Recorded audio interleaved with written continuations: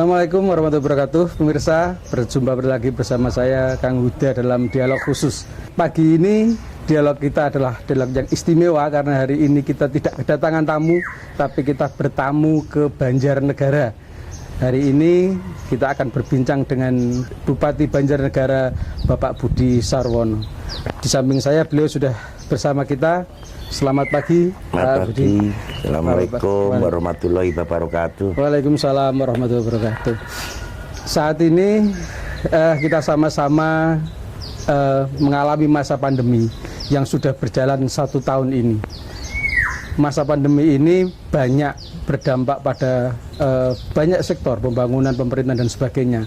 Untuk awal ini kita ingin berbincang kaitannya dengan UMKM yang ada di Banjarnegara. Nyuwun sewu Pak Bupati, ini kaitannya dengan pandemi itu bagaimana perjalanan kondisi COVID di Banjarnegara dan dampaknya bagi masyarakat? Ya alhamdulillah, karena kita juga hanya mengikuti peraturan pemerintah pusat, apa yang disarankan oleh Presiden. Awal saya itu tahun 2017 dulu mengikuti Musrenbang. Jadi kita fokus anggaran APBD itu kita fokuskan untuk infrastruktur gitu. Ya alhamdulillah hasilnya memuaskan, baik gitu. Dan UMKM semakin meningkat. Artinya tidak terdampak terlalu besar dari COVID ini, pandemi ini, Pak Bupati. Jadi kalau infrastruktur ini malah sebetulnya mendukung ya Pak. Mendukung untuk masalah COVID ini sangat mendukung sekali gitu. Seperti contohnya sederhana gitu. Kalau infrastruktur ini kita nggak bangun duluan, dari awal 2017 sekarang berakhir. Sekarang ini pada bulan 6 tahun 2021 gitu. Kita lebih mengawali pembangunan infrastruktur.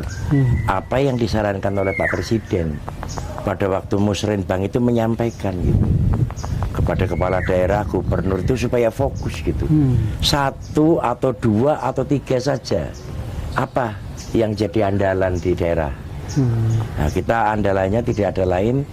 Pada waktu itu memang jalan di Banjarnegara ini rusak semua gitu. 90% rusak semua gitu.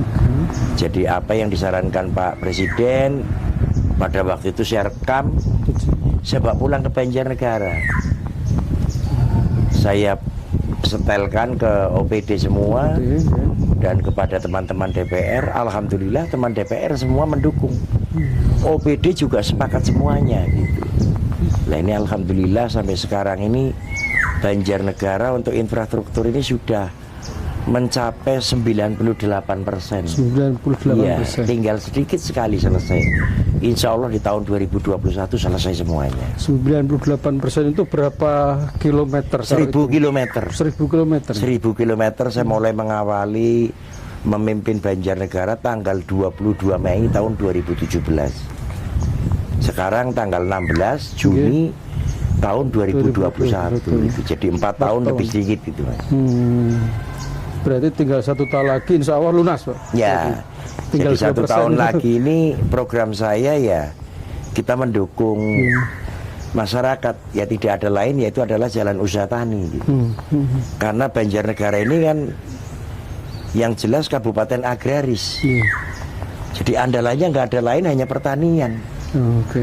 Pertanian, wisata ada gitu, Dieng gitu. Wisata-wisata lokal yang ada juga ada. Tapi andalannya yaitu agraris, pertanian gitu. Nah kalau seperti kita tidak mensupport aksesnya gitu, ya petani-petani ini akan lumpuh semuanya. Karena semua biaya ongkos angkutnya kan mahal. Artinya pembangunan infrastruktur ini juga bagian dari pembangunan ke masyarakat gitu. Iya betul. Yaitulah sebagian daripada sila yang kelima. Kita memberikan keadilan. Yang di ujung-ujung ceritanya gitu. Awal saya belum menjabat jadi bupati karena saya melihat sendiri gitu.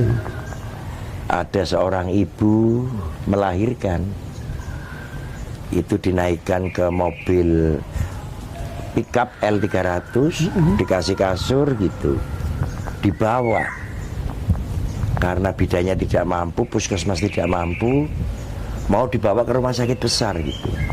Karena jalannya rusak, tidak bisa cepat, di situ terjadi musibah, bersama bayinya meninggal semuanya. Itulah saya bangkit. Saya harus memimpin Banjarnegara, saya harus megang Banjarnegara, dan akan saya bangun semuanya, akan saya baktikan untuk Banjarnegara. Jadi memang tidak hanya sekedar jalan, jadi jalan ini hanya sebagai infrastruktur dan sebagai jalan untuk melayani masyarakat secara keseluruhan gitu. Itu multiplayer sekali Mas, multiplayer sekali gitu. Semua makhluk hidup butuh akses. Nggak usah yang hidup, yang mati aja butuh kok Mas. Iya betul. Seperti contohnya kayu gelondong itu, petani-petani bawain kayu gelondong itu juga butuh jalan yang baik kan gitu. Kalau jalannya rusak kan jadi nanti harganya kayu jadi anjlok juga. Anjlok gitu. Di ujung murah, di kota mahal gitu, paham nggak? Nah di tengah itu terpotong dengan biaya angkut. Akhirnya petaninya nggak ada penghasilan. Dengan nggak ada penghasilan, makanya ngirit gitu, paham nggak? Makanya ngirit pakai nasi jagung, pakai tiwul gitu ya kan? Akhirnya dengan gizi yang berkurang, vitamin yang berkurang, ya kan? Ada pilek, ada flu, ada desentri, ada macem-macem lah. Itu masuk ke rumah sakit, ya kan? Di rumah sakit sudah takut, Kopet ini apa, nggak ngerti kan gitu. Di karantina ya kan? Di karantina nggak boleh ditengok kan, semakin down mentalnya. Begitu down, mati, ya kan gitu. Ini yang terjadi kan seperti itu Mas di alam kita ini saat ini, paham nggak? Jadi memang apa namanya, ya tadi hubungannya dengan apa, ini yang diandalkan memang infrastruktur, tetapi memang apa namanya, tarikannya itu diambilnya multiplier efeknya gitu. Iya betul. Termasuk pelayanan tadi kesehatan, termasuk kalau untuk petani. Untuk petani sangat dibutuhkan sekali Pak. Seperti di Banjarnegara itu ada di daerah Duren, itu dahulu singkong, itu sampai 2 tahun nggak dipanen. Padahal waktunya cukup 6 bulan sudah bisa dipanen. 2 tahun nggak dipanen kan berarti 4 kali dia tanam. 2 tahun baru dipanen, nunggu harganya naik gitu. Berarti kan dia rugi 3 kali panen. Nah, akhirnya saya buatkan akses yang bagus. Sekarang 6 bulan sekali sudah panen. Itu dulu kendalanya karena jalannya ya? Jalannya jadi pada waktu dia panen itu nggak bisa pakai sepeda motor aja, nggak bisa gitu. Ngangkatnya pakai sapi, pakai kerbau gitu. Dinaikin di punggung, digendong, digendong sama kerbaunya, sama sapinya ditarik gitu. Sekarang udah kita buatkan beton, semua kendaraan bisa masuk, ongkos angkutnya murah Pak. Nah coba kalau 10 ton di atas gitu, di atas gunung sana gitu, kalau digendong dipakai kerbau itu mau pakai berapa ribu kerbau, bener nggak? Besar itu di biaya transportasinya ya. Iya. Kalau dia bisa cepat masih selamat gitu. Kalau lambat singkongnya sampai ke kota nunggu 1 minggu, di dalam sudah hitam semua. Kalau bahasa Inggrisnya udah bongkong gitu, lanas gitu. Akhirnya nggak bisa dijual gitu. Oke, terima kasih Pak Bupati, kita jeda sejenak untuk yang berikut ini.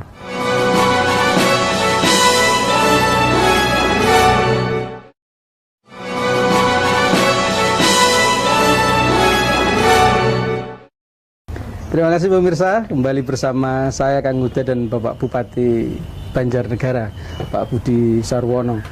Kembali bincang-bincang nih Pak Bupati, kaitannya dengan COVID nih karena masih musim COVID.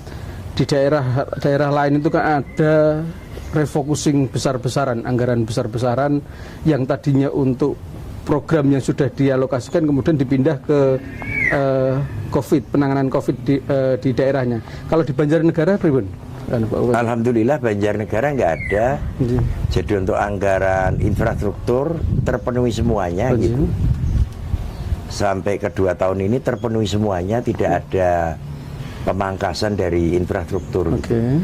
Yang kita pangkas ya belanja kantor, alat tulis kantor gitu. Alhamdulillah juga teman-teman DPR juga yang biasanya untuk aspirasi gitu direlakan semua untuk COVID gitu. Jadi yang penting infrastruktur dulu. Infrastruktur ini penunjang utama gitu. Kalau kita nggak punya akses yang bagus, kita gagal. Kita gagal semuanya. Tapi dana untuk COVID juga kita siapkan. Sudah disiapkan, gitu. Apa yang diinstruksikan oleh pemerintah pusat kita siap. Gitu. Tapi memang COVID kalau di Banjarnegara memang angkanya kecil, gitu, Pak Bupati. Alhamdulillah Banjarnegara sampai saat ini tetap zonanya hijau. Oh, hijau. Zonanya hijau gitu. Ya karena ini multiplier daripada infrastruktur ini, Mas. Oh, iya. Semua pertumbuhan ekonomi, UMKM-nya jalan semuanya gitu. Sekarang contohnya kalau masyarakat punya modal duit 500.000, dia punya produk UMKM. Nah, di situ kalau jalannya rusak kan biayanya mahal, Mas. Nah, betul. Ongkos ojeknya mahal, ongkos grabnya mahal gitu. Mending kalau nggak kecelakaan. Nah, kalau kecelakaan malah musibah, luka semua ya kan, kakinya mungkin kesleo atau mungkin retak ya kan malah jadi musibah kan gitu. Dan itu juga bisa meningkatkan COVID ya, karena jadi banyak pikiran, imunnya juga menurun. Pasti Mas, itu pasti gitu. Kalau kita tidak happy ya kan, apalagi aksesnya kita kesulitan. Orang pulang habis dagang ngenes. Aduh, hujan nih, jalannya rusak, paham nggak? Dagangannya pas nggak laku, ya kan? Di situ dia mulai ngeluh, mengeluh, bangun tidur, terus mulai terasa badannya pada pegel semua, hidungnya mulai keluar liur, ya kan?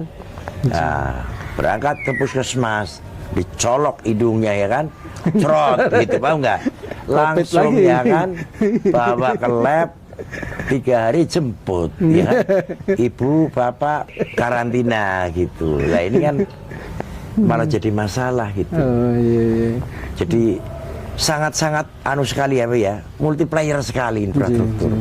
Makanya Pak Presiden ini kan juga membuat infrastruktur kayak jalan tol ini kan, semua digenjot semuanya gitu.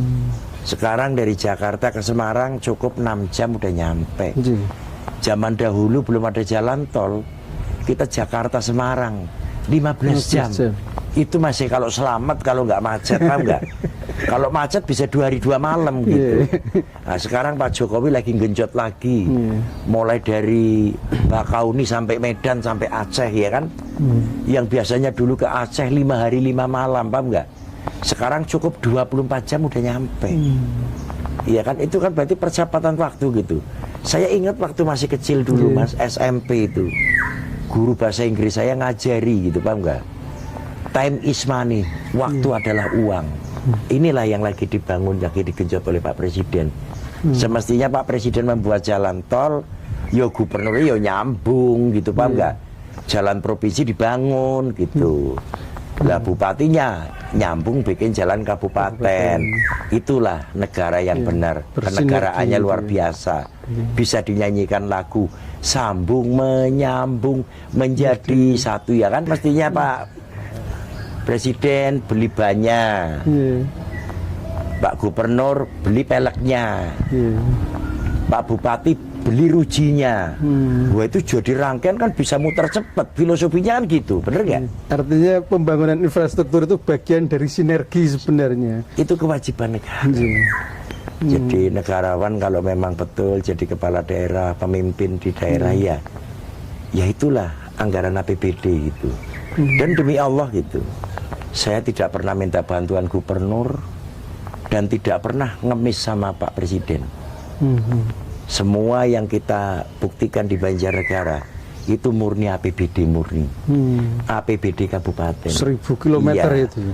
Dene ada bantuan dak, itu saya ucapkan subhanallah, gitu, paham nggak? Iya. Tapi sejak saya menjabat sampai hari ini, demi Allah, saya tidak pernah minta bantuan dengan Pak Gubernur.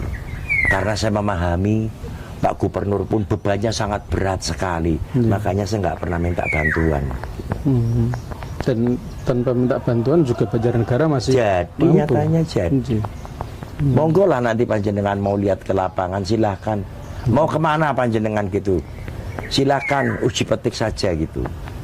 Mau ke desa mana, asal jalan kabupaten, saya jamin. Kembali ke persoalan UMKM, Pak Bupati. Jadi ketika sudah jalannya sudah bagus, terus infrastrukturnya sudah tertata, ini kan apa namanya? Tapi sedikit banyak kan UMKM ini terganggu karena COVID ini. Bagaimana kira-kira cara membangkitkan kembali UMKM di Banjarnegara ini? Ini ceritanya juga lucu dan naif, Mas. Dengan adanya akses jalan gitu, paham nggak? Ternyata masyarakat itu bangkit sendiri, Mas. Terinspirasi sendiri, punya inovasi gitu, paham nggak? Ya contohnya panjenengan aja lah, mungkin kalau mungkin panjenengan seperti media yang koran, ya kan? Dengan adanya akses jalan bagus, dia cari berita kemana-mana seneng kok. Betul. Coba kalau jalannya rusak, di Kali Bening ada begini-begini, musim hujan lagi jalannya rusak, males gitu, males meliput kan gitu, Mas. Itu baru media, paham nggak? Kalau UMKM enggak, Mbak. Kalau UMKM nggak begitu, Mas. Dia berinovasi sendiri, bikin keripik, kacang, ya kan? Seriping daripada pisang, dari singkong gitu, dia goreng gitu. Pagi-pagi dia sudah berinovasi gitu. Ini desa mana, apa kecamatan mana yang pasaran gitu. Alhamdulillah pada jalan semuanya gitu. Dan bahkan tanpa harus didorong atau dihimbau atau diberi perangsang oleh Pemkab, masyarakat karena infrastrukturnya sudah bagus, mereka berinovasi sendiri gitu. Ya yang kita lihat itu ada yang mendorong itu. Ada bank milik provinsi itu, bank BPD itu. Itu saya tahu persis dan saya pernah membantu launching itu. Ada Mitra 25. Mitra 25 itu bank BPD Jateng itu. Dia membantu permodalan. Kemarin saya tanya juga, katanya sudah mulai nyicil. Berarti kan lancar. Artinya masyarakat juga setelah pinjam itu punya kemampuan untuk membayar gitu ya. Artinya masyarakat di Banjarnegara itu sebenarnya juga tidak terlalu terpengaruh pada COVID atau yang lain sebagainya. Oke pemirsa, kita jeda dulu sejenak setelah yang berikut ini.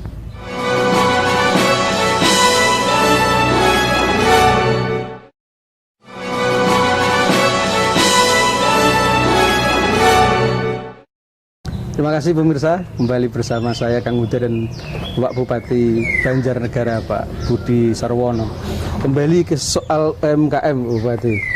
Nampaknya karena tadi apa namanya bangkitnya atau infrastruktur sudah semakin bagus itu, kemudian UMKM juga tumbuh.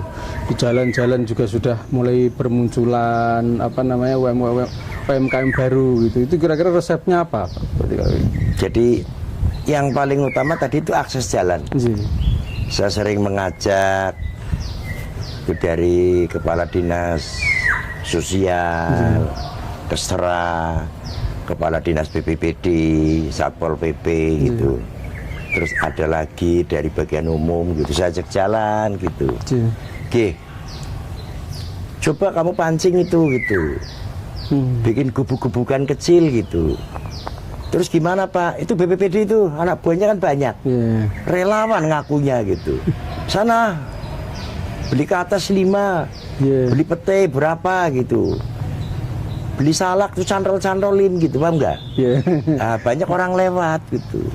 Dia mulai tertarik, terinspirasi kok ini sudah mulai ada warung-warungan kecil masangin begitu gitu. Nah, Kepala BPBD sore telepon, Pak nggak ada yang beli, besok cantelin lagi gitu. Lah kalau nggak laku Pak, dimakan gitu. Ternyata alhamdulillah sebelahnya bikin juga gitu Mas. Bikin warung, mulai bikin warung terinspirasi dengan pancingan kita gitu. Sederhana kok, masyarakat kita sederhana sekali. Masyarakat kita, bangsa kita gampang, asal betul-betul kepala daerahnya komitmen membangun gitu. Rakyat kita mau diajak kemana nurut kok. Mau ke timur nurut ke timur, ke barat nurut ke barat gitu. Tinggal kita sendirilah yang bisa memberikan motivasi gitu. Nah itu ceritanya kepala BPBD lapor Pak. Sebulan kemudian, kenapa? Sekarang banyak muncul Pak, malah ada lagi yang pada bangun permanen gitu. Ada yang bikin warung kopi, ya kan? Ada yang bikin dagang nasi rames gitu. Alhamdulillah tumbuh gitu.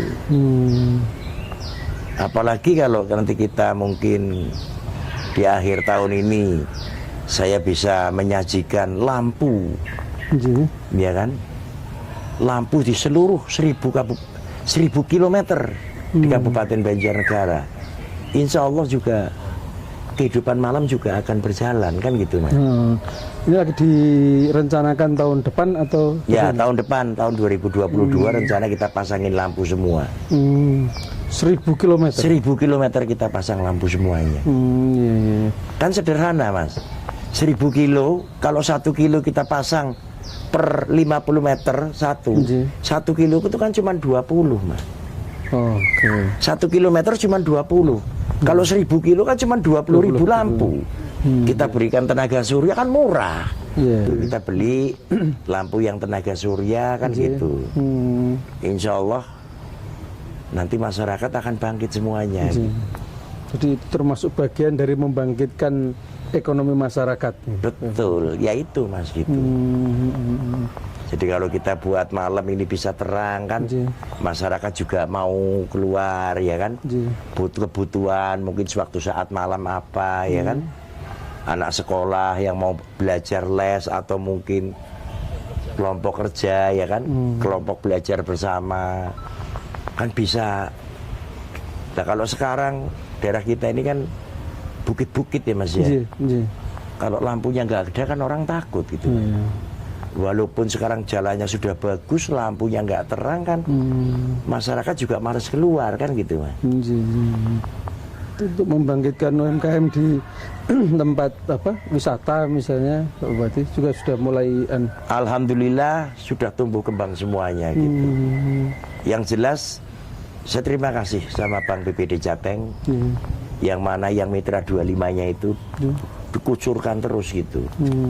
Nah ini masyarakat Banjarnegara berkembang semua gitu. Kalau sekarang tempat wisata yang di-push untuk naik mana kalau di Banjarnegara? Banjarnegara Dieng. Dieng ya? Unggulannya Dieng gitu. Insya Allah nanti di tahun 2022 semua akses, semua yang menuju wisata akan saya lebarkan semuanya. Karena sekarang pengunjungnya aja udah ngeri Mas. Pengunjungnya ini kemarin di di masa Lebaran 7 hari saja kita dapat uang tiket ya. Itu kurang lebih sekitar 2,5 miliar Mas. 1 minggu gitu. 7 hari itu 2,5 miliar gitu. Nah ini kan sudah PAD yang luar biasa gitu. Nah kalau kita nggak buka aksesnya lebih bagus, ya nanti pengunjung akan kecewa kan gitu. 7,5 itu baru PAD untuk dari tiket. Iya. Belum bagaimana membangkitkan perekonomian masyarakat. Gitu. Dan di sana di sekitar jalan menuju tempat wisata itu sudah penuh oleh masyarakat UMKM. Iya, udah gitu. Cuman jalannya kurang lebar gitu. Homestay juga udah banyak gitu. Kesadaran masyarakat yang pada bikin homestay di sana gitu. Semua membayar pajak gitu. Artinya juga penyediaan fasilitas yang nanti infrastruktur di tahun depan ini kembali lagi adalah untuk kesejahteraan masyarakat. Melayani masyarakat supaya transportasinya mudah selama melayani masyarakat supaya berusaha juga lebih mudah. Mudah semuanya gitu. Oh, nggih, nggih. Nggih, nyuwun sewu Pak Bupati, ini kayaknya tempatnya kok nyaman sekali. Boleh kalau misalnya kita monggo sambil jalan-jalan. Monggo ya, kalau ya. mau jalan-jalan. Katanya monggo. ada ikan besar. Mandi boleh kalau di kolam gitu. Monggo, kita sambil jalan-jalan. Ya. Monggo lihat-lihat kolam.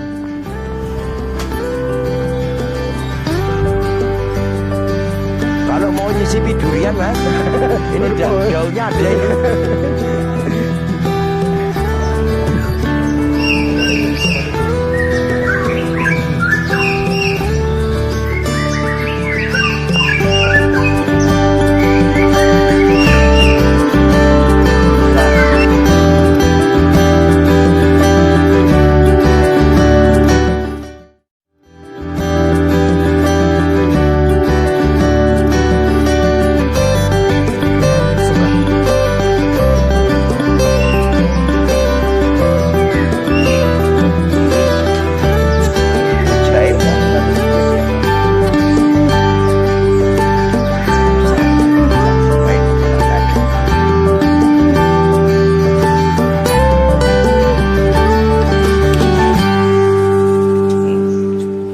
Terima kasih pemirsa, kembali lagi dalam obrolan kita hari ini bersama Pak Bupati Banjarnegara, Pak Budi Sarwono.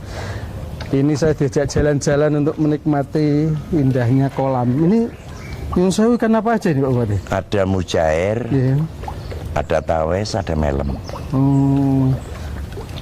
Kok kalau dari lompatannya kayaknya sudah cukup besar. Ya besar-besar. Wah, itu besar-besar. Bisa sampai berapa kilo? Ada yang 1 biji itu mujair 1 kilo. Wah, 1 kilo Nah, itu. mujair ya? Oh iya, iya. Iya, sudah cukup besar juga ya ininya. Oke, Pak Bupati kembali ngobrol soal tadi.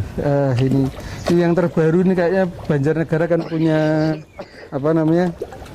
sesuatu yang sebenarnya sudah ikon lama, tetapi baru mendapat penghargaan di tahun ini. Dawet. Ya, dawet Banjarnegara ini. Bisa cerita Pak Bupati soal dawet Banjarnegara ini? Dia itu kan minuman tradisional mas, Iya. yang mana di pendahulu-pendahulu kita itu dulu banyak masyarakat yang betul-betul membuat minuman tradisional itu dikemas dengan baik. Nah, ceritanya berkembang sampai sekarang dan betul-betul diberdayakan sampai sekarang. Ternyata juga bisa dinikmati oleh kalangan umum gitu, dan tingkat nasional gitu mas. Itu katanya menang dari 10 nominator ya, Ya. nominator minumannya. Jadi kita kemarin minuman terfavorit. Terfavorit ya. Terfavorit, dan satu lagi minuman tradisional nomor 1 terfavorit, yang satu lagi terpopuler. Oh, oke. Dari API Iya. tahun 2020 mas. Iya, itu Kementerian Pariwisata gitu. Iya betul. Nah, itu memang sekarang itu kan dawet Banjarnegara itu kan sudah sangat memasyarakat. Menasional. Iya, tidak hanya di Banjarnegara, tapi di mana-mana lah, diambil di semua provinsi gitu. Nah, bagaimana menjaga itu tetap menjadi brandnya Banjarnegara ini Pak Bupati? Jangan nanti kan di luar Kabupaten Banjarnegara punya produk yang mirip kemudian diklaim misalnya seperti itu. Jadi Banjarnegara ini memang punya khas sendiri masalah dawet ayu, dan resepnya ini juga kita betul-betul kita pelihara, kualitasnya kita jaga dengan baik. Nah ini kemarin kita coba, ternyata seluruh Indonesia ya, dawet ayu ini ternyata ada di mana-mana gitu. Dan kebetulan juga kebanyakan juga penjualnya orang Banjarnegara. Orang Banjarnegara, jadi dia mengikuti apa yang ada di Banjarnegara pakemnya patennya itu gitu. Nah, kemarin kita coba ikutkan untuk lomba, saya terkejut gitu mas. Kok ternyata menang gitu, paham nggak? Mendapatkan 2 piala trofi itu gitu. Nah ini sampai ibaratnya juga Banjarnegara ini kan dengan adanya tren itu juga penghasilan ekonomi masyarakat Banjarnegara maju gitu. Dia ada yang merantau di Medan, ada yang di Aceh, di mana gitu ada penghasilan, uangnya dikirim ke Banjarnegara. Gitu. Oh iya. Nah inilah pertumbuhan ekonomi kita baik sekali gitu. Artinya pertumbuhan UMKM atau ekonomi masyarakat itu tidak hanya ansih yang di Banjarnegara. Tidak. Mereka ketika keluar kota juga membawa produk dari Banjarnegara gitu. Dan juga penghasilannya juga dikembalikan ke Banjarnegara. Inilah pertumbuhan ekonomi kita jadi lebih naik gitu. Seperti data BPS kemarin di tahun 2020, teman-teman, untuk minusnya pertumbuhan ekonomi itu jungkel di bawah 5%, 5% gitu Mas ya. Banjarnegara alhamdulillah cuman 1,3 minusnya. Padahal lagi terpapar COVID gitu Mas gitu. Terpapar COVID, terus akhirnya kita juga semangat terus gitu terhadap masyarakat ya kan. Kita memberikan edukasi, memberikan sosialisasi kan gitu. Karena kita juga punya mitra-mitra yang banyak ya kan. Ada dari perbankan juga banyak yang membantu, CSR juga banyak juga yang membantu. Kita berikan ke masyarakat gitu. Kita sosialisasikan, kita bantu ke masyarakat untuk mulai bisa belajar hidup mandiri kan gitu kan. Mungkin juga karena ya Pak Bupati, pembangunan infrastruktur yang masif ini kemudian ketika mereka bersemangat, ketika kemudian ada COVID menjadi tidak terlalu terasa karena saking semangatnya. Gitu. Karena COVID ini kan sebetulnya kan sederhana Mas. Obatnya kan nggak ada lain cuman imun. Nah kalau kita nggak ada penghasilan, nggak punya penghasilan, pasti drop semua. Pasti drop semuanya gitu. Nah ini alhamdulillah masyarakat kita UMKM-nya jalan. Terus seperti infrastruktur juga sangat mendukung sekali. Infrastruktur ini kan karyawannya banyak sekali Mas. Dia menggunakan tenaga kerja di wilayah Banjarnegara, ikut bekerja semua, dapat penghasilan. Akhirnya pertumbuhan ekonomi kita lancar. Dan kembali lagi juga seperti kemarin pemeriksaan keuangan kita. Pemeriksaan keuangan kita dari BPKRI.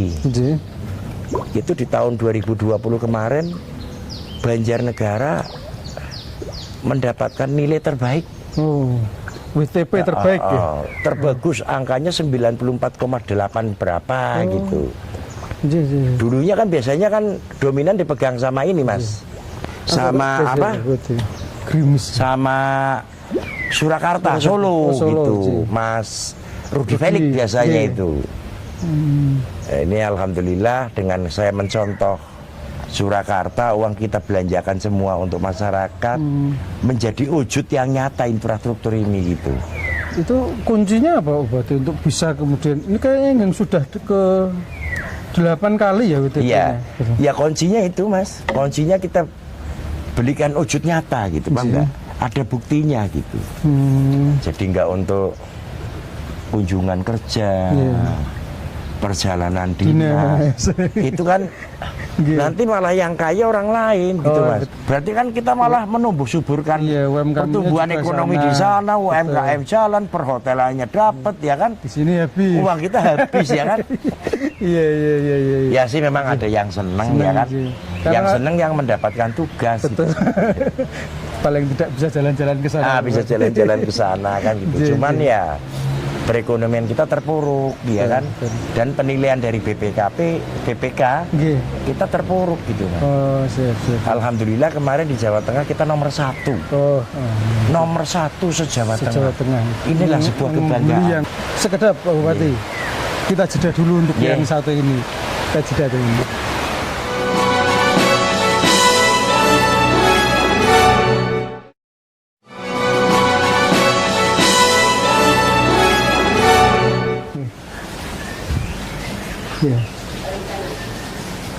Pemirsa, kita kembali setelah tadi kita makan iwak di taman belakang. Ini sekarang saya ajak jalan-jalan ke rumah dinas ya, Ringgitan di Banjarnegara. Ini saya tertarik sama ini ada lukisan besar Pak Bupati dengan beberapa anak. Niki siapa Pak Bupati? Putra-putrane napa sinten? Ya ini amanah. Oh nggih. Amanah dari Allah Nggih. agar saya bisa membesarkan, merawat dan memberikan kasih sayang. Oh nggih.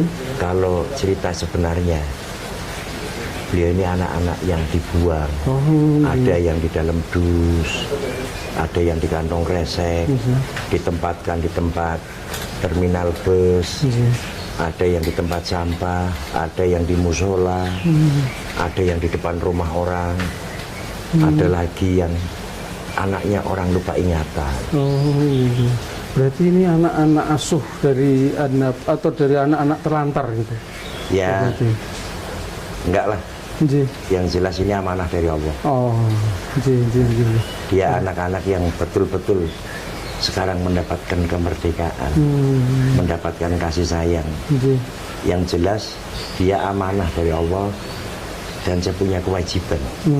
Karena sebangsa Indonesia, asas hati saya yaitu Pancasila. Maka saya punya kewajiban berketuhanan, berberi kemanusiaan. Dan persatuan, ya kan, berberi kemanusiaan, berkeadilan, berkemanusiaan, itu saya jabarkan semua. Oh, Jadi yang jelas ini anak-anak ini semua, ini 6, ini adiknya lagi. Oh, nggih. Yang terakhir pada waktu dulu saya dilantik, Ini nggih. iya, ini ada lagi, jumlahnya 6. Nggih. Ini yang terakhir, Ragil, Nggih. itu namanya Arjuna. Oh, Itu pada waktu saya habis dilantik jadi bupati kurang lebih 3 bulan, Arjuna ini ditemukan di pasar, di pasar Karangkobar. Ada laporan dari puskesmas, penyerahan dari kepolisian, ditemukan sebuah orok masih ada ari-arinya gitu. Saya perintahkan kepada dinas sosial segera diurus, tolong dibawa ke rumah sakit Banjarnegara. nggih. Dan saya terima Nggih. dia sebagai anak kandung saya. Dan itu kewajiban saya.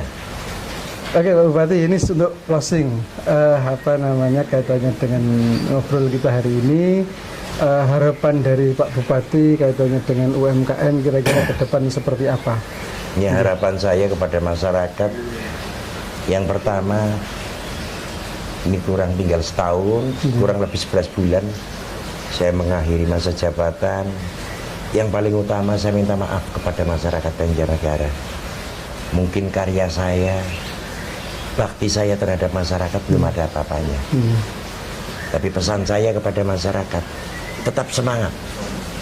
Ya kan, akses jalan sudah bagus semua, kita semangat berinovasi, ya kan. Yakinlah, kehidupan pasti ada rezeki. Siapa yang mau bergerak pasti ada rezeki. Dan jangan khawatir, mari kita semangat. Jangan lupa protokol kesehatan yang sudah diberikan aturan oleh pemerintah kita taati. Insya Allah nanti kita sehat, UMKM kita lancar. Dan jangan khawatir, kalau betul-betul tidak punya modal gitu, saya bertanggung jawab. Silahkan ke pendopo dikumpulkan. Beberapa ada teman-teman UMKM. Kita punya mitra 25. Nanti saya salurkan kepada Bank BPD Jateng. Insya Allah UMKM di Banjarnegara akan berkembang dengan baik. Itu aja pesan saya. Dan jangan lupa, kalau sudah dapat rezeki, tolong zakat, jariah, sodakoh dan infak dibayar agar kita berkah usahanya. Oke. Terima kasih Pak Bupati. Pemirsa, hari ini kita sudah banyak dapat ilmu dari Pak Bupati. Di 4 tahun perjalanan Pak Bupati sampai saat ini sudah begitu melakukan pembangunan infrastruktur yang luar biasa. Sudah sampai 1000 km. Ini tinggal 2%. Ya. Dari 2% masih ada waktu sekitar 11 bulan. Insya Allah di tahun ini dan di tahun depan mungkin yang tahun-tahun awal tugas itu akan bisa terselesaikan. Gerakan Pak Bupati untuk pembangunan infrastruktur dan sebagainya ini sedikit banyak sangat berdampak kepada kesejahteraan masyarakat, kepada pertumbuhan ekonomi, kepada pendidikan, pelayanan kesehatan dan sebagainya. Maka pesan-pesan dari Pak Bupati tadi, bagaimana UMKM di Banjarnegara untuk terus bersemangat, untuk terus berinovasi, untuk melakukan gerakan-gerakan yang baru, karena toh infrastruktur sudah disiapkan, sudah difasilitasi, permodalan juga sudah difasilitasi, maka ke depan kita sama-sama berharap bahwa pertumbuhan ekonomi di Banjarnegara bisa terus bangkit dan tumbuh. Terima kasih Pak Bupati, terima kasih pemirsa semuanya. Sampai berjumpa kembali dalam dialog khusus selanjutnya. Assalamualaikum warahmatullahi wabarakatuh. Assalamualaikum warahmatullahi wabarakatuh.